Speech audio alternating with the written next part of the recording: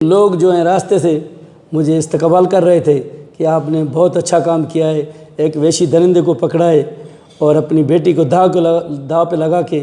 तो मेरी यही कहा कि भाई हम सिंध के लोग हैं, मेहमान नवाज हैं, वो 10 दिन हमारे घर में रही है, रोएगी, हमारे सारा ख़ानदान मर जाए तो मैं इसको नहीं छोड़ूंगा। 31 तारीख को ये तबस्सुम बेगम आई थी मेरे थाने पे, तो वहाँ मेरा बड़ा मुंशी हेड मोहर्रर बैठा था।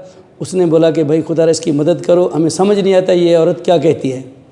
तो मैंने उसे इन्वेस्टिगेशन की पूछा कि बाबा क्या बात है। उसने बोला भाई मुझे एक बंदा लेके आया है, मेरे साथ ज़्यादती भी की है और मेरी बच्ची भी छीनी है इन लोगों ने। मैंने बोला भाई इसके पास तुम्हारा कोई सबूत, कोई अता पता, कोई नंबर शंबर? बोले कुछ भी नहीं है, ये एक ही नंबर उसने लिख के दिया है, यही है, वो भी बंद जा रहा है। तो मैंने इसको बोला कि ठीक है आप 2 बजे थाने पे आ जाना दोबारा। उसने बोला मैं यहाँ मस्जिद में ठहरती हूँ। तो ये औरत चली गई, मैं भी चला गया, मैं शहर में चला गया। घंटे डेढ़ के बाद इस औरत ने दोबारा मुझे कॉल की कि भाई मुझे मस्जिद में भी सोने नहीं देते, मैं कहाँ जाऊँ, यहाँ मेरा घर भी नहीं है, तो मैं क्या कर सकती हूँ। मैंने बोला आप इधर थाने पे आ जाएं, मैं आता हूँ उधर। जैसे वो औरत आई मेरे से पहले, तो हेड मोहर्रर ने इसको बोला तुम उसी के घर चले जाओ, वही तुम्हारी मदद कर सकता है। एक सिपाही उसको साथ देकर उसने मेरे घर में भेज दिया औरत को। जब औरत मेरे घर में आई तो वो उधर रो रही थी। तो दोबारा मुझे बच्चों ने कॉल की कि भाई ये औरत आई है, एक रो रही है, इसके साथ बहुत जुल्म हुआ है। उसने पूरी हमें कहानी बता दी है, सुबह भी रोती थी, शाम को भी रोती थी। तो मेरी बच्चियों को बोलती थी आप कैसे बच्ची हैं, मेरी बच्ची भी ला दो। मेरे छोटे छोटे बच्चे थे, उनके साथ वो कह रही थी। तो मेरी बच्ची ने बोला, मैंने इनको जब बोला कि भाई तुमको ये करना है, बोले बाबा आप इजाज़त देते हैं तो हम करेंगे। फिर खैरुल्लाह का नंबर खुला हुआ था, जिस नंबर पे मैंने चेक किया तो खैरुल्लाह के भाइयों का नाम आ गया उधर, उनके सिमों का नंबर निकाला। फिर खैरुल्लाह के भाई से मैंने बात की कि भाई मैं एरिया मैनेजर हूँ, कि फ़लाँ प्रोग्राम के आपके 50,000 हमारे पास आए हैं इस नंबर पे, ये शनाख्ती कार्ड नंबर है, ये मोबाइल नंबर है, आप हमारे से ले लें। तो उसने बोला मैं सर बाहर हूँ, 1-2 दिन में आ जाऊँगा। मैंने 2 दिन उसकी वेट की। तो 2 दिन के बाद फिर मैंने उससे बात की। बोलता है ऐसे ही 25,000 तुम रखो, 25,000 हमारे को दो। मैंने बोला ऐसे नहीं होगा, आपकी थंब चाहिए, मुझे शनाख्ती कार्ड चाहिए। रखता तो मैं 50,000 रखता ना, तेरे को क्यों बोलता कि तुम ले जाओ। तो आप आ जाएं, आपकी सख्त ज़रूरत है हमें, जब भी आ जाएं, लेकिन जल्दी आ जाएं। मैंने बोला ये आ जाएगा तो मैं उस मंजिल तक पहुंच जाऊंगा, लेकिन वो नहीं आया। इस दौरान अपना खैरुल्लाह का नंबर खुला हुआ था। जैसे खैरुल्लाह का नंबर खुला तो मैंने उस औरत को बोला कि भाई इससे बात करो। तो खैरुल्लाह से बात की कि भाई मेरी बच्ची दे दो और खुदा के वास्ते। खैरुल्लाह ने इसको बोला कि तुम्हारी बच्ची मेरे पास नहीं है, उसके पास है। भाई उसका नाम जाना पहचाना, न अपना नाम बता रहे थे ना पता बता रहे थे। तो उसने बोला कि उसका नंबर तो बंद जा रहा है। औरत ने बोला, तो इसने बोला भाई नंबर मैं तेरे को देता हूँ, उसका नंबर ये खुला है, उसने मेरे को भी गाली दी है। थे तो एक ही मतलब इकट्ठे थे। जैसे उसने नंबर दिया तो मैंने नंबर लिखा और उसको ट्राई किया, औरत को बोला इस नंबर पे कॉल करो। जैसे इसने कॉल की तो उसने फ़ौरन उसकी बच्ची के साथ बात करवाई। मैंने बोला ये तो इकट्ठे बैठे हैं, एक बंदा नंबर देता है तो दूसरा बच्ची से बात करवाते, तो एक ही जगह पे है। तो मैंने बोला, बच्ची ने झटके में बोला मम्मी मुझसे बहुत इन्होंने ज़्यादती की है, मैं तो मर रही हूँ। तो इसको बच्ची को दोबारा इसने मारा। बोला ऐसे नहीं बोलो, बोलो मेरी तबीयत ख़राब है। तो मेरे बच्चे रो रहे थे, बोलते इतनी ज़्यादती की होगी तो ये बड़े ज़ालिम है। मैंने बोला ठीक है कोई बात नहीं, उससे बोला। फिर खैरुल्लाह ने बोला नहीं, वो क्या नाम है अपना, रफ़ीक ने बोला। रफ़ीक ने बोला कि औरत ला के दो तो तेरी बच्ची वापस करूँगा मैं। मैंने इसको बोला तुम बोलो कि 2-3 सब्र करो, 2-3 दिन, अभी मेरे से औरत तो मिलेगी नहीं, मैं कराची में हूँ। ये बोलता है मैं भी कराची में आया हूँ, जना में हूँ, तुम किधर हो, तेरी बच्ची को बोला मम्मी हम भी कराची में आए हुए हैं। इसने बोला मैं तो कराची में हूँ लेकिन आप तो मुझे नज़र नहीं आ रहे। तो उसने बोला जब तक औरत नहीं लाओगे बच्ची नहीं दूंगा, तेरे को भी मार दूंगा, तेरी बच्ची को भी मैं गला काट दूंगा। तो मैंने बोला इसको बोलो कि 2-3 दिन सब्र करो, हम कहीं औरत देखें। फिर मैंने बंदोबस्त किया, मैंने कहा लेडीज़ पुलिस ले आऊँ, घर में रखूँ उसको, ताकि ये काम वही कर सकती है। लेकिन लेडीज़ पुलिस मुझे नहीं मिली। बस मैं ये तय कर दिया कि बस अपनी बीवी से बात की। मैंने बोला ये तुम्हें कारनामा करना है। उसने बोला इंशाल्लाह आप बोलते हैं तो मैं कर दूंगी। बीवी से क्या बोला था? मैंने बोला तुम इसके साथ बात करो, इसको दिलासा दो, इसको जाल में फंसाओ, जैसे वो बोलता है तुम ऐसे करते जाओ। इस औरत ने बोला कि भाई 3 दिन के बाद बोले वो औरत मुझे एक हाथ आ गई है, वो नौकरी के लिए तैयार है, तो वो बहुत आपकी तारीफ़ कर रही है कि आप अच्छे आदमी हैं। उसने बोला ठीक है, उस औरत से बात कराओ मेरी बीवी ने उससे बात की। बोलता है हेलो जानू, क्या हाल है, खुश हो, कैसे हो, कहाँ पे हो? मेरी औरत ने बोला कि मैं कराची में हूँ। उसने बोला ठीक है। तो दोबारा बंद करके फिर उसने रिंग कर दी दोबारा। बोलता है तुम अपना नंबर दे दो। मेरी बीवी ने बोला भाई नंबर तो मेरे पास नहीं, मैं तो गरीब हूँ, मोबाइल होती तो तेरे पास नौकरी तो नहीं करती ना, मैं तो नौकरी के लिए तड़प रही हूँ। बोला तुम्हारी उम्र कितनी है? बोले उम्र मेरी 22 साल है। फिर दूसरे दिन मैंने इसको अपनी बच्ची से बात करवाई। जब मैंने बच्ची से बात करवाई तो ये फ़ौरन बोला कब आ रहे हो?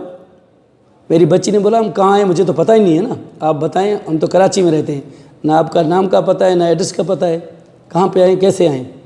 बोले आप कैंट पे चले जाएं, वहाँ से मरी कोच में बैठे या डोमकी कोच में, वो आपको उतार देगी कश्मीर में या तो देरा मोड़ में, जहाँ भी आप उतरे। इन्होंने बोला हमने देखा नहीं है, आप उधर खड़े हो जाना, हम आ जाएंगे। तो सुबह मैंने नमाज़ पढ़कर गया, बच्चों से पूछा कि भाई सुनाओ फ़ोन शोन किया है उसने? बच्चों ने बोला कि हाँ उसने फ़ोन किया है। कि कहाँ पे? मैंने बोला उसको बोलो कि हम कश्मीर पहुँच गए हैं, होटल में बैठे हैं।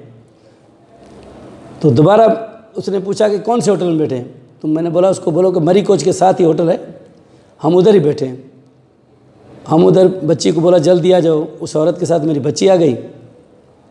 जैसे बच्ची आई वो बैठे थे उधर, तो ये होटल में नहीं आया। मैंने समझा इसने मेरे को देख लिया है या कोई ऐसा चाल माल कर दिया है। फिर ये बोलता है कि सिटी पार्क में आ जाओ। फिर मैं होटल से हट गया, बहरे को बोला कि भाई मेरे बच्चों को रक्षा करके दो, ये किराया दे दो उनको बोलो कि सिटी पार्क में उनको छोड़ कर आओ। फिर मैंने बंदोबस्त किया। 2 हमारे साथी थे जिन्होंने मेरे साथ नमाज़ पढ़ी थी। एक ए साहब शौकत मलिक था, एक कमरदीन संजरानी था, और 2 और भी दोस्त आ गए बाद में, मेरा बेटा भी था। तो मैंने उनको बोला तुम चलो उधर सिटी पार्क में, औरतों से पहुंचने से पहले आप वहाँ जो है ना वॉक कर लें। वो वॉक कर रहे थे, मैंने बच्चियों को भेज दिया उधर, मैं खुद गेट पे बैठ गया। वो दोनों हमारे साथी वो जो है गश्त कर रहे थे उधर, मतलब वॉक कर रहे थे सफ़ेद कपड़ों में। वहाँ सिटी पार्क का एक दूसरा भी गेट था, छोटा था, उधर मैंने अपने बेटे को बिठा दिया और एक बंदे को भी बिठा दिया। तो मैं पिस्टल उठा रहा था। मेरी बेटी ने बोला बाबा तुम जज्बाती हो, कहीं वो मुझे हाथ दे, आप ना बर्दाश्त कर सकें तो शूट कर देंगे, तो हम तो गरीब हैं, मर जाएंगे। मैंने बोला ऐसी कोई बात नहीं है, चेनी पिस्टल नहीं उठाओ, ऐसे चलते हैं, कोई बात नहीं। अगर वो भाग गया तो मैं नहीं छोड़ूंगी, इंशाल्लाह मैं उसके गले में पड़ जाऊंगी, उसको जफ़ी लगाऊंगी, कपड़ों से पकड़ूंगी, छोड़ूंगी नहीं। बाबा तुम मेरे पे भरोसा करो। मैंने बोला ठीक है। तो ये बैठ गया, ये आ गया, दोनों आके चक्कर लगा के देख गए कि पुलिस तो नहीं है। फिर खैरुल्लाह जो था वो किसी होटल में बैठ गया, हमने उसको नहीं देखा। इसको उतार दिया, ये पैदल आ रहा था सिटी पार्क की तरफ। इसने फ़ोन किया उस औरत को, तो उसको बोला कि उस लड़की को दो फ़ोन। मेरी बेटी को उसने बोला कि तुम बाहर आ जाओ। मेरी बेटी ने बोला कि भाई हम बाहर आ जाएं, कैसे आ जाएं, हम तो तुमको जान पहचानते भी नहीं हैं, तो आप सिटी पार्क में अंदर आ जाए, हम बैठे हैं, अकेले ही बैठे हैं और तो कोई नहीं है, आप आएंगे हमसे मिलेंगे तो हम आपके साथ चलेंगे ना। तो उसने ऐसे हाथ किया, हिला दिया। मेरी बेटी ने बोला आ जाओ हम आएँ। तो जैसे उसने ऐसे हाथ किया तो मैं फ़ौरन गेट पे पहुंच गया। तो ये गया उधर मेरी बेटी के पास, उसको बोलता है तुम नौकरी करोगी? तो मेरी बेटी ने बोला हाँ मैं नौकरी करूँगी। तो इसने बोला अपना निकाब तो हटाओ ना। जैसे उसने निकाब मेरी बेटी ने हटाया तो वो देख रहा था, तो उससे औरत से पूछा कि तुम ये सिंधी लाया हो? ये तो सिंधी है लड़की। उसने बोला मैं सिंधी नहीं हूँ, मैं उर्दू स्पीकिंग हूँ, मुझे क्या पता है। बोले सिंधी में बोलो। बोले मुझे सिंधी नहीं आती है। जैसे वो मतलब हिलने की कोशिश करा, मेरी बेटी ने उसको इधर से पकड़ा, हम भी पहुँच गए, पकड़ के उसको थाने पे ले आए। थाने पे ले आए, मैंने उसको बोला कि भाई बच्ची दे दो। बोलते है बच्ची सही मेरे पास तो नहीं है, खैरुल्लाह के पास है। मैंने तुम्हारी रिकॉर्डिंग है, मैंने तुमसे रात बात की है। तो जो एएसआई मलिक था उसने बोला तुम 1 मिनट इसको छोड़ो, मैं इससे बात करता हूँ। मलिक उसने बात की, उसने बोला कि भाई तुम लड़की दे दो, इसकी तेरे से जान मैं छुड़वाता हूँ, अभी इधर ही तुमको छोड़ देते, तुम चला जा, हम जाने खैरला जाने। तो इसी में फिसल गया, बोलते हुए लड़की मेरे घर में है। पुलिस वाले सारे उसको जान पहचानते थे, मेरे थाने वाले, वो उनके गांव में बैठा था। जब शनाख्त हो गई तो मोहम्मद रफ़ीक की, तो मैं उसको लॉकअप करके अपने SHO को बताया कि सही चलें उधर। उसने बोला चलो। हम गए उधर, उसके घर में गए तो कुछ भी नहीं था, खाली था बिल्कुल घर। इस औरत ने बोला कि इस कमरे में इसने मेरे साथ ज़्यादती की है, इस कमरे में मेरे को, इसमें कमरे में मेरी बच्ची को इसने बंद किया था। तो हमने कमरे सारे चेक किए, वहाँ कुछ भी नहीं मिला। एक गंदा सा कपड़ा पड़ा होता था, गिंदी पड़ी थी जिसमें वो बच्ची लपेटी हुई थी। तो वो बच्ची खौफ की वजह से हिली ना, तो हमने देखा कि यार इसमें क्या है। जब हमने उसको देखा तो उसमें बच्ची थी। उसने बोला यही मेरी बेटी है। फिर मैं उस बच्ची को ले आया हूँ अस्पताल में, वहाँ उसकी ट्रीटमेंट हुई, फिर उन्होंने रेफ़र किया। मैं लड़का ने ले आया, लड़का ने भी, मैं उसके साथ था। सबसे पहले मेरा SP साहब का फ़ोन आया, उसके बाद SHO तो मेरे साथ था। फिर DI साहब ने मेरे से बात की, बोले ऐसे लफ्ज़ नहीं है मोहम्मद बख्श जो मैं तेरे को कहूँ, मुझे कोरोना है, मैं कराची में हूँ, जैसे मैं आऊँगा तो आपको जो है ना बुला लूँगा, जो भी बात हो मेरे साथ करना, आ जाना। मैंने सुना है सिंध गवर्नमेंट ने 10 लाख रुपए दिया है अवार्ड, और पाकिस्तान गोल्ड मेडल भी दिया है, मेरी बच्ची को भी अवार्ड दिया है उन लोगों ने बोला है कि तुम्हारी बच्चों की जो है ना आला तालीम के लिए भी ख़र्चा हम देंगे। मैं यही कहता हूँ कि सिंध पुलिस अच्छी है, लोग हमें गलत निगाहों से देखते हैं, हम बहुत अच्छे हैं। आप अच्छी निगाहों से देखें ना, हम तो आवाम के नौकर हैं, हम तो आपकी खिदमत करते हैं।